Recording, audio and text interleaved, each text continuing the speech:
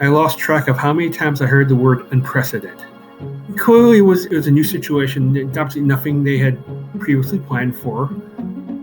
On the flip side, there were districts in the state who, as soon as they could physically do so, were putting kids back in school. This is Under the Dome. On today's episode, we'll take a closer look at the last school year for K-12 students in North Carolina. For the News and Observer, I'm Dawn Vaughan, your host for this closer look episode of Under the Dome. Joining me today is our N&O K-12 reporter, Keung Hui. Thank you for being here with me, Keung. Thank you for the invitation. So Keung has a focus on Wake County schools, but also statewide schools. And this past year has been, I'm going to start with a quote from the state superintendent, Catherine Truitt, who called it at the most recent Council of State meeting, a dumpster fire of a year. So what do you think? Is that one way of summing it up? Have you heard people say that? It's certainly been quite a school year. And again, people always tell me when I say school year, don't just, you mean traditional. Yes, year round has different schedules, but we're coming up, we're posting this podcast on June 11th, which is the day after the last day of the traditional calendar school year in Wake County. And school systems are ending a little bit different days here and there. So anyway, Keung, let me know what you think about this dumpster fire comment. Well, a lot of teachers are not going to be happy with that because they'll perceive that as a slight on the work they've put in throughout the year. But I mean, there are definitely going to be a lot of parents and some students who agree. I mean, this has not been a normal year. I mean, you're going to see lots more kids than normal attending summer school programs this year in order to try to get caught up. Well, and she said it in a way of a shout out to the teacher. So maybe they wouldn't say it publicly as far as how they sum up the year. So let's talk about your look both statewide and local. The summer school bill, which came up early in the session, House Speaker Moore was saying that he wanted the summer school program to be a priority, and it was passed, relatively early in the session. But what does that actually look like on the ground for the LEAs that have to set this up? Well, the program is still voluntary, so like Wake County, they're going to hopefully have at least an interview of over 20,000 kids coming, but whether or not they will all come is another thing, since they can't force anyone to attend. And so that's like the big question is, how many are going to want to show up and how many are going to want to keep showing up every single day, even though it may help them. It's still who wants to necessarily attend 6 weeks of school in the heat of June and July.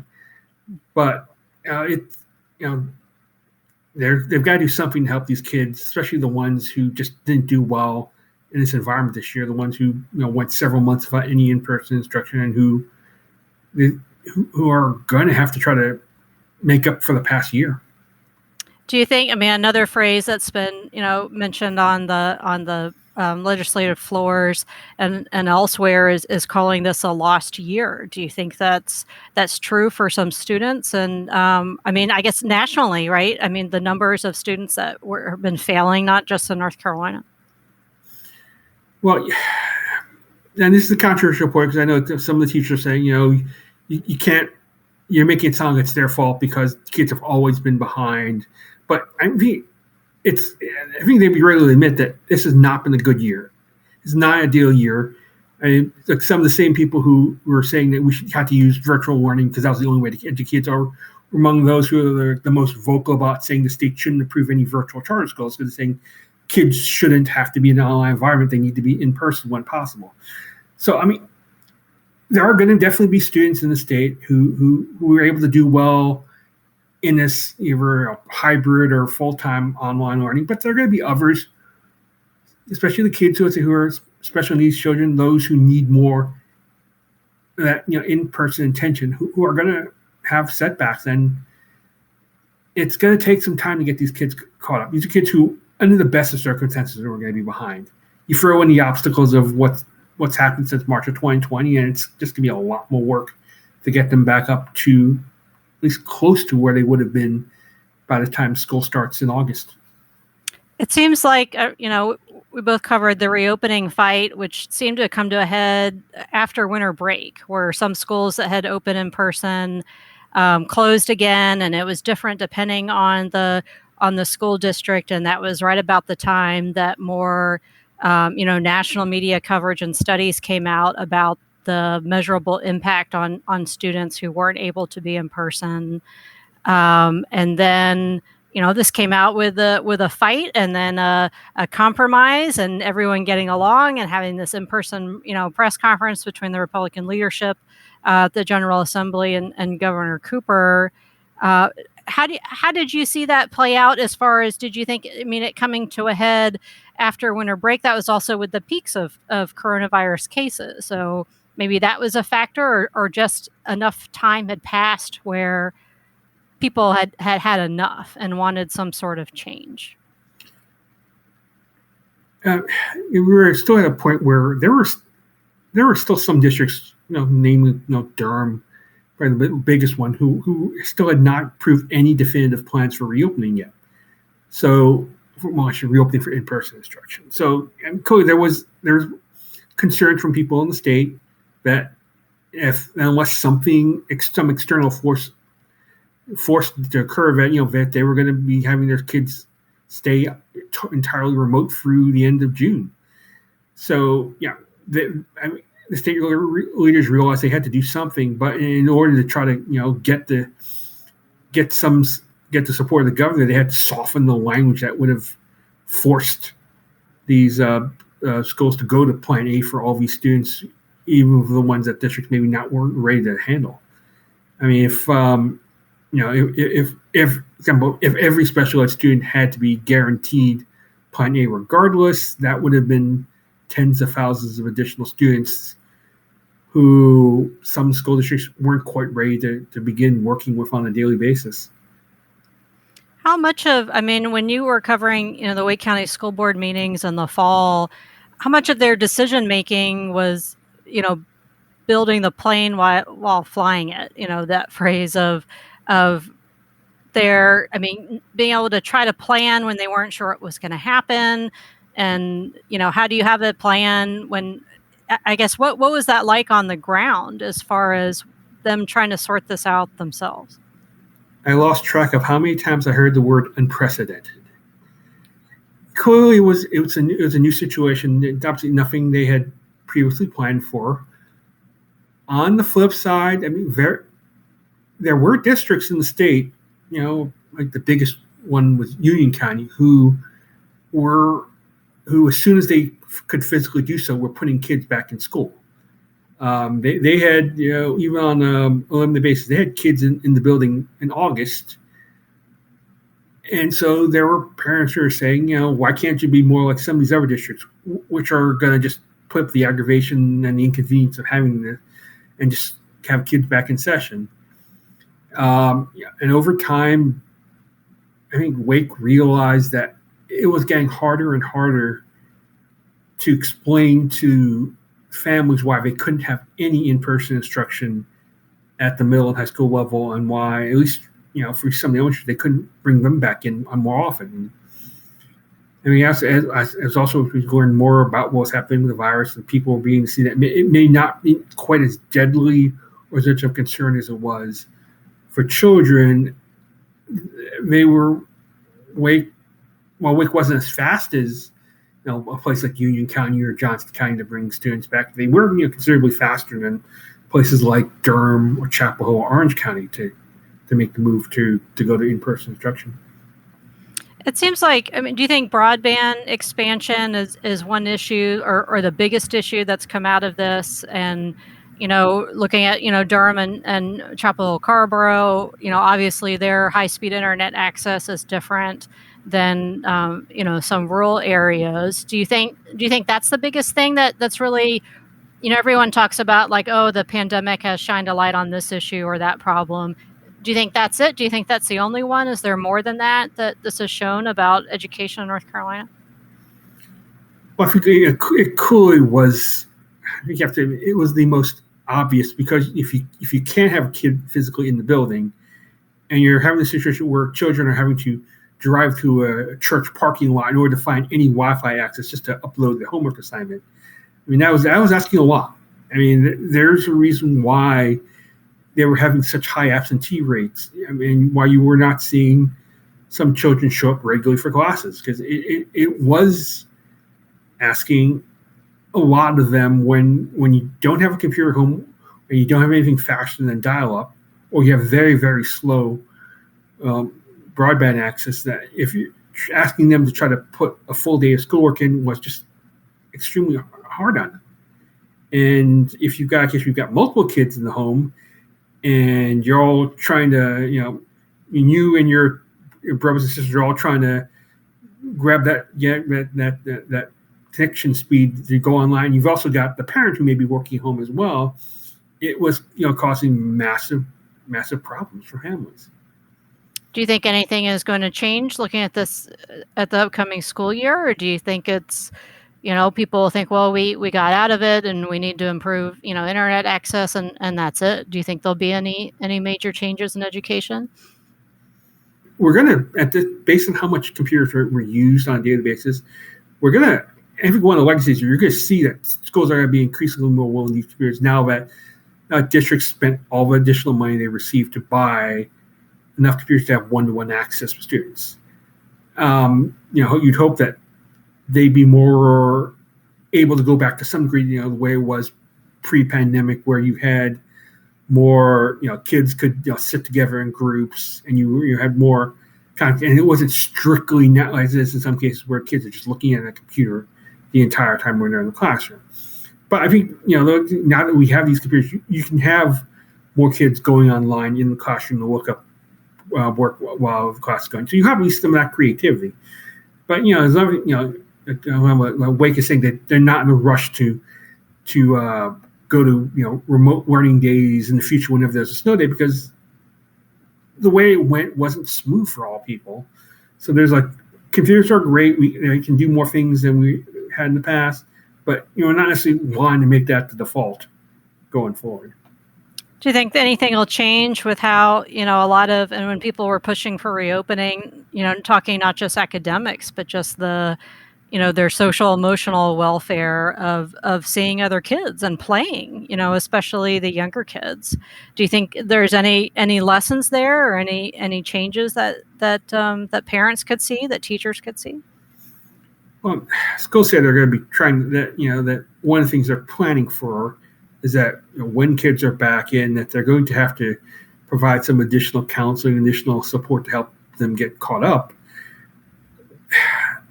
One of the things we just don't know for sure is how much did the pandemic and not having the daily interaction have on children's mental health. I mean, there are some information showing that you've had an increase in suicides and hospital visits, but there's also been other research saying that that's not actually the case. So I don't think it's maybe not be as clear cut as people saying that.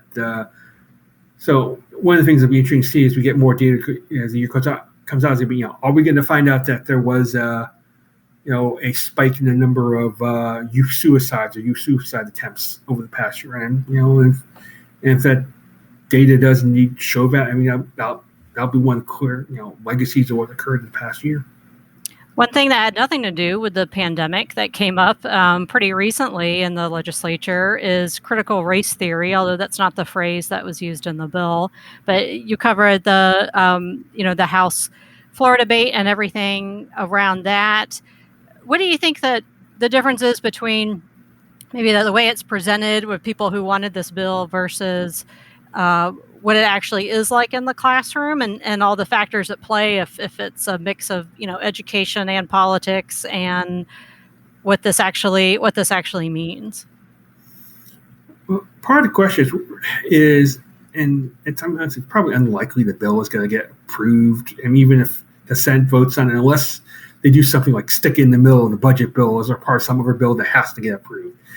Is that assuming, if it ever did become law, how would it actually be enforced?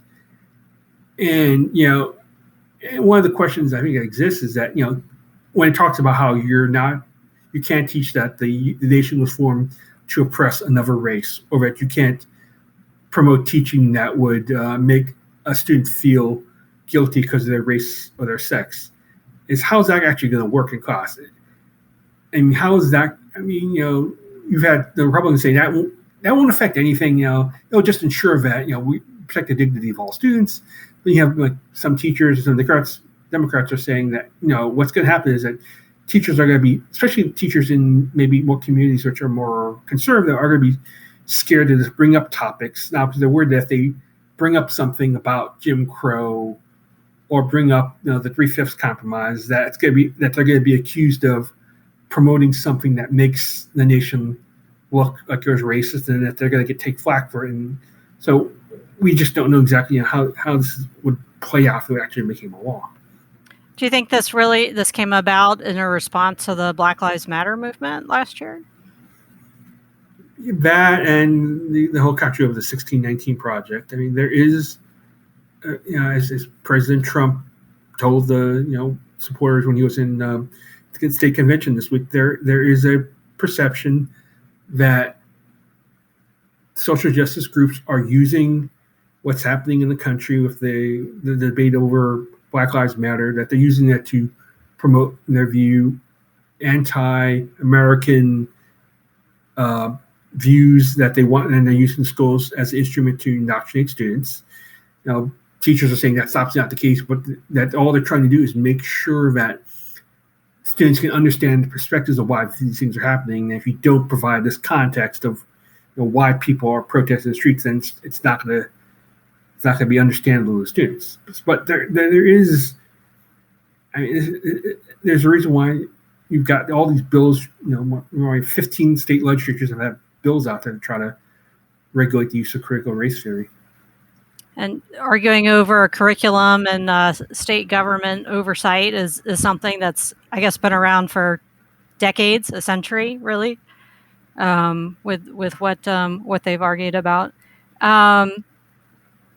Do you think, as they look to the end of the school year, and of course the legislature is still in session, and we're recording this in the midst of, we haven't seen actual what's in a budget yet, so that could come out by the time that you all hear this, or maybe not. So let's talk a little bit about money.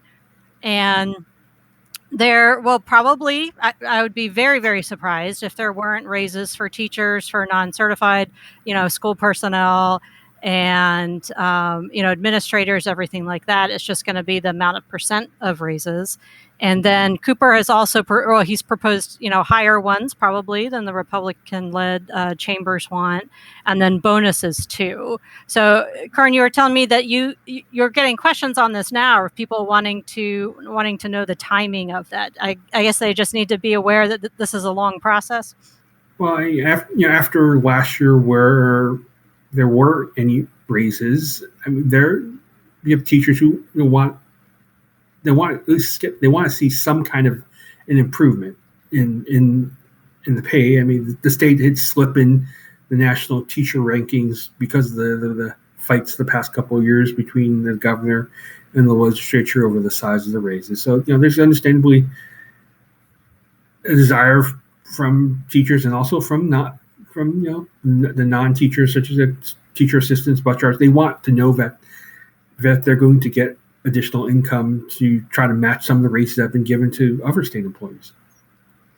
So this is a long, we're at the point now of the chambers agreeing on spending, and then they each have their own budget, and then have to also pass a conference budget, which is their agreement budget, and that's usually a little bit different than each chamber's budget.